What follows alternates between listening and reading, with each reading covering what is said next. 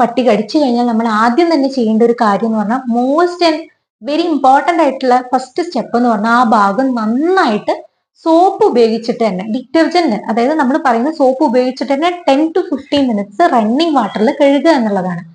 ഈ വൈറസിന്റെ ഒരു പ്രത്യേകത എന്ന് പറഞ്ഞാൽ സോപ്പ് അതിനെ നിർവീര്യമാക്കുന്നുണ്ട് ഈ വൈറസിന്. അതുകൊണ്ട് തന്നെ സോപ്പ് ഉപയോഗിച്ച് കഴുകുക എന്നുള്ളതാണ് ഏറ്റവും ഇമ്പോർട്ടന്റ് ആയിട്ടുള്ളത്. നമ്മൾ മിസ് ചെയ്യപ്പെടുന്ന പല സ്ക്രാച്ചുകളും ഉണ്ടാവും.